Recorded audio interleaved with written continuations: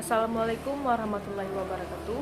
Perkenalkan, nama saya Rahmi Meleswati dari jurusan Akuntansi Fakultas Ekonomi Universitas Negeri Padang. Di sini saya akan menjelaskan materi bab 3, yaitu tentang ukuran pemusatan data, nilai tunggal yang mewakili karakteristik sekumpulan data. Yang kita pelajari pada bab ini meliputi 5 hal atau 5 bagian, yaitu bagian yang pertama, rata-rata hitung, median, modus untuk data tidak berkelompok. Bagian kedua, rata-rata hitung, median, dan modus untuk data berkelompok.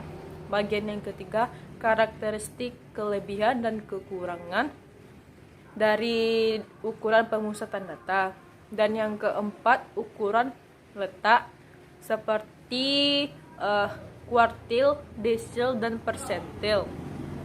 Dan yang terakhir, pengolahan data ukuran pemusatan dengan Microsoft Excel. Baiklah, yang pertama kita bahas yaitu rata-rata hitung. Rata-rata hitung merupakan nilai yang diperoleh dengan menjumlahkan semua nilai data dan membaginya dengan jumlah data. Rata-rata hitung merupakan nilai yang menunjukkan pusat dari nilai data dan merupakan nilai yang dapat mewakili dari keterpusatan data. Rata-rata hitung terbagi menjadi beberapa bagian, yaitu rata-rata hitung populasi, rata-rata hitung sampel, rata-rata hitung tertimbang, dan rata-rata hitung data berkelompok. Yang pertama kita bahas yaitu rata-rata hitung populasi. Rata-rata hitung populasi merupakan nilai rata-rata data populasi. Pengertian populasi seperti yang dikemukakan pada bab 1, yaitu adalah semua anggota dari suatu ekosistem atau semua data. Rumus untuk mencari rata-rata hitung populasi yaitu jumlah seluruh nilai dalam populasi dibagi jumlah data atau observasi dalam populasi. Rata-rata hitung populasi bisa disebut dengan parameter, juga dapat disajikan dalam bentuk simbol, yaitu MU sama dengan sigma X per M. Yang kedua, rata-rata hitung sampel. Rata-rata hitung sampel merupakan pengertian sampel sebagaimana diuraikan pada bab 1 adalah suatu bagian atau proporsi dari populasi tertentu yang menjadi kajian atau perhatian. Rumus untuk mencari rata-rata hitung sampel yaitu jumlah seluruh nilai dalam sampel dibagi jumlah data atau observasi dalam sampel. Rata-rata hitung sampel atau ukuran lain yang berdasarkan pada sampel biasanya disebut dengan statistik, juga dapat disajikan dalam bentuk simbol sebagai berikut, yaitu X bar sama dengan sigma X per M. Yang ketiga yaitu rata-rata hitung tertimbang.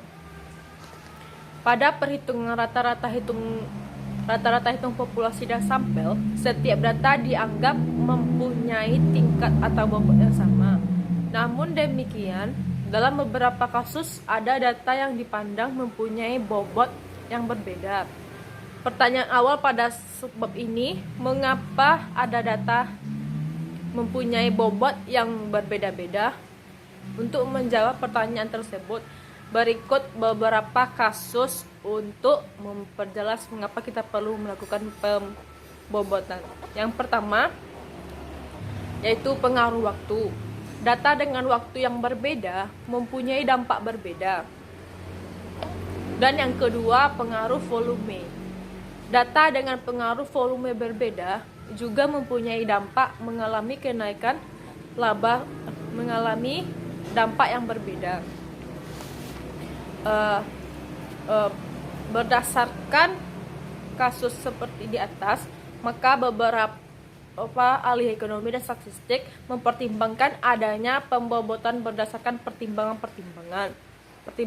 yang logis, Oleh karena itu, rata-rata hitung tertimbang dikembangkan sebagai upaya mempertimbangkan nilai bobot dan peran dari setiap data yang dianggap berbeda. Rata-rata hitung adalah suatu nilai yang diperoleh dari suatu kelompok data yang dinyatakan sebagai X1, X2, X3, dan seterusnya berturut-turut ditimbang dengan bobot W1, W2, W3, dan W seterusnya. Yang selanjutnya yaitu rata-rata data berkelompok. Pada rata-rata data berkelompok, pengertian data berkelompok adalah data yang sudah dikelompokkan dalam bentuk distribusi frekuensi. Data yang sudah dikelompokkan akan kehilangan identitas data mentah, sehingga untuk melihat nilai rata-rata hitung harus diduga dan distribusikan frekuensinya. Pada pengelompokan data dalam bentuk distribusi, sebagaimana dijelaskan pada bab 2, akan mempermudah untuk memahami dan menyederhanakan data. Data-data yang sudah dikelompokkan dalam suatu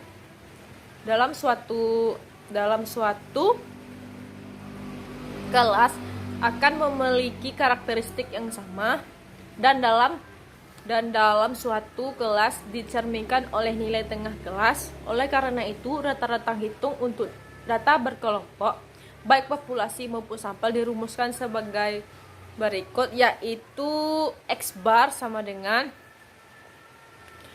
sigma frekuensi per xi atau xi per n. Selanjutnya yaitu cara-cara memahami sifat rata-rata hitung atau sifat-sifat rata-rata hitung sebagai berikut. Ada 8. Yang pertama, setiap kelompok baik dalam bentuk skala interval maupun rasio mempunyai rata-rata hitung.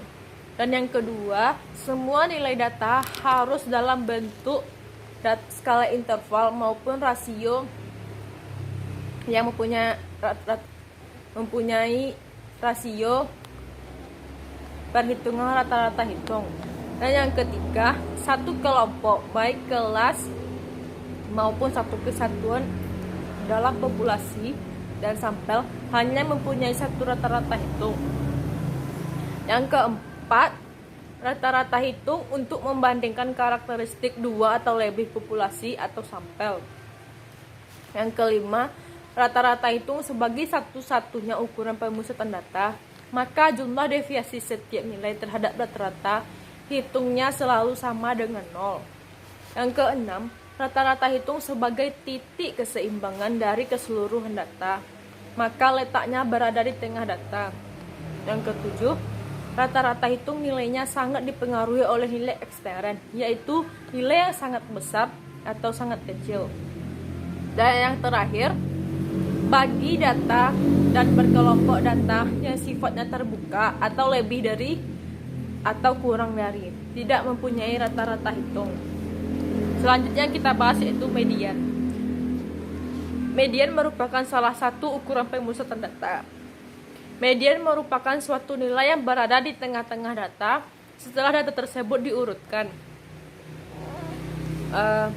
Median adalah titik tengah dari semua nilai data yang telah diurutkan dari nilai yang terkecil hingga yang terbesar atau sebaliknya. Median terbagi beberapa, yaitu yang pertama, median data untuk data tidak berkelompok. Bagaimana mencari letak dan nilai median untuk data tidak berkelompok? Yang pertama, letak dari median dapat dicari dengan rumus N tambah 1/2.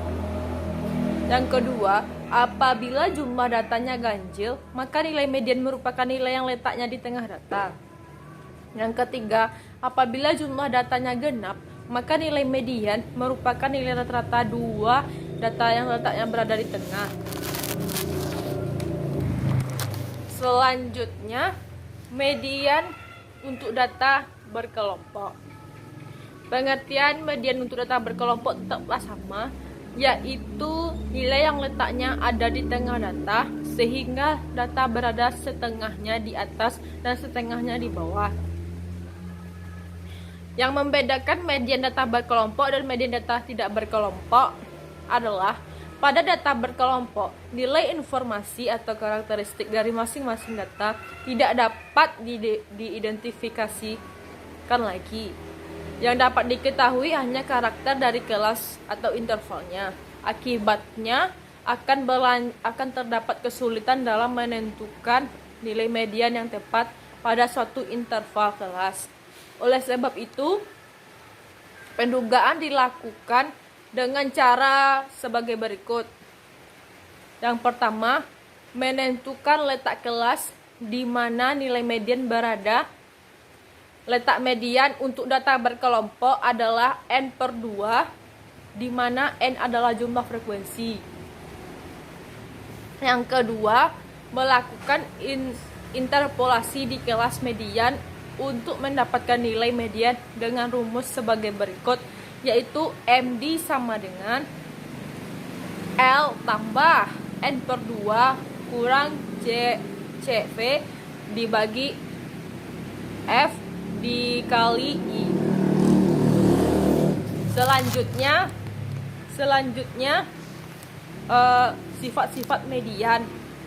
Yang pertama, nilai median bersifat unik. Untuk sekelompok data hanya ada satu nilai median.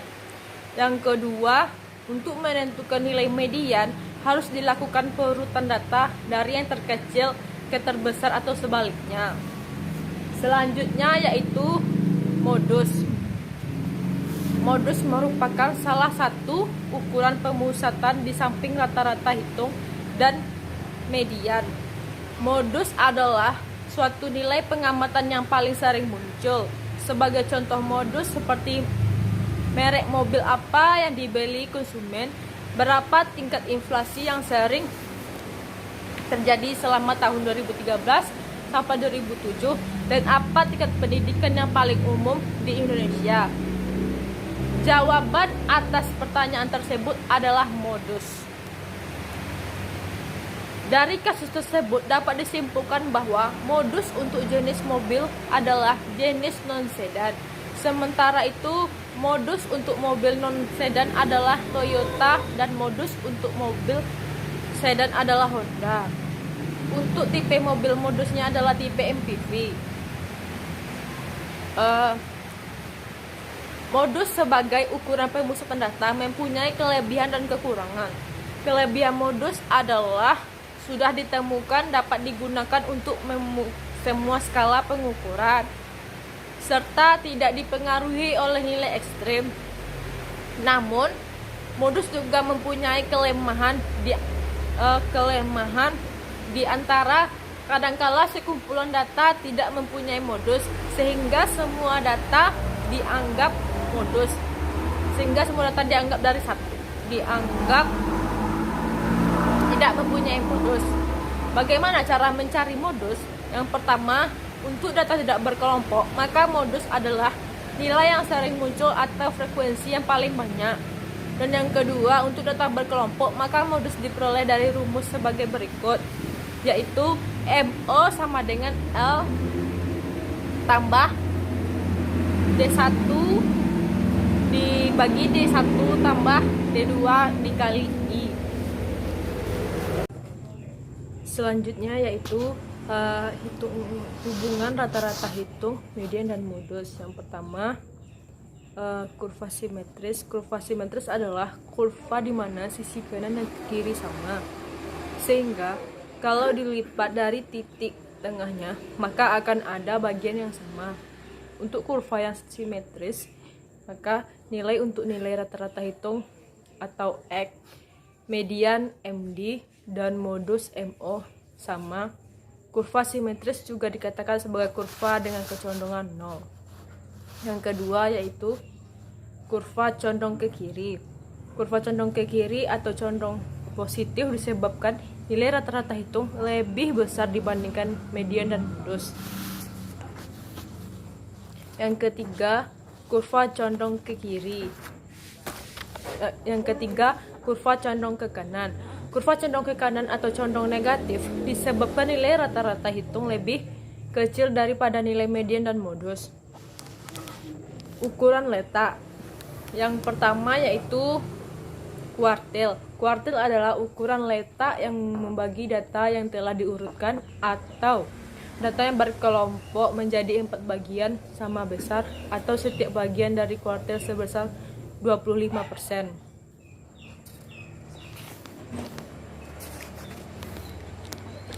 Rumus untuk mencari kuartil adalah NK sama dengan NKB tambah LK dikurang LKB dalam kurung LK per LKB kali NKA kurang NKB. Desil. Yang kedua, desil. Desil adalah ukuran letak yang membagi data yang telah diurutkan atau data berkelompok menjadi 10 bagian sama besar atau setiap bagian dari desil sebesar 10%. Selanjutnya yaitu persentil. Persentil juga merupakan bagian dari ukuran letak. Persentil adalah ukuran letak yang membagi data yang telah diurutkan atau data yang berkelompok menjadi 100 bagian yang sama atau setiap bagian dari desil sebesar 1%.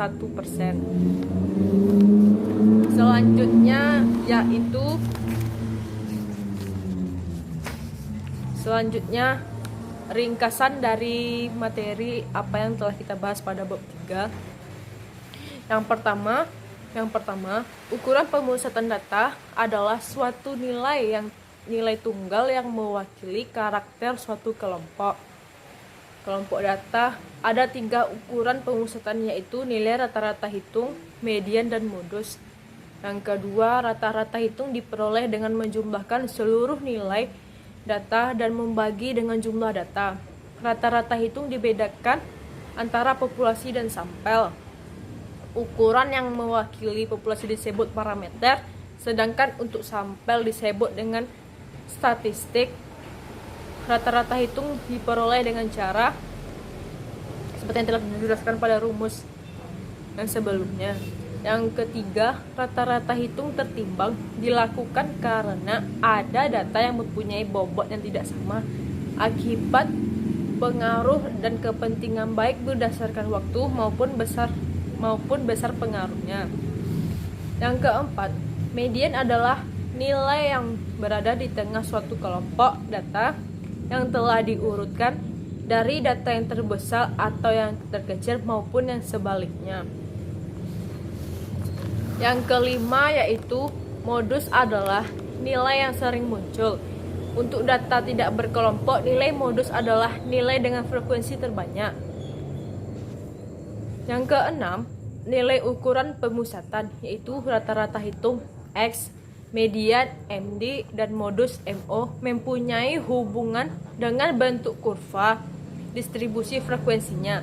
Apabila X sama dengan MD bersama dengan MO, maka kurva simetris X lebih besar dari MD per M atau MO, maka kurva condong ke kanan, dan X kecil dari MD atau MO, maka kurva condong ke kiri.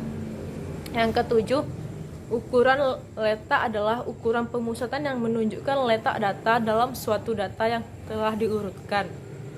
Ukuran letak terdiri dari kuartil, desil, dan persentil. Dan yang kedelapan, kuartil adalah ukuran letak yang membagi distribusi data menjadi 4 bagian yang sama. Yang kesembilan, desil adalah ukuran letak yang membagi distribusi menjadi 10 bagian yang sama.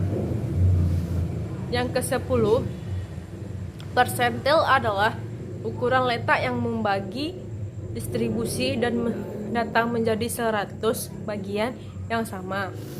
Sekian dari saya. Assalamualaikum warahmatullahi wabarakatuh.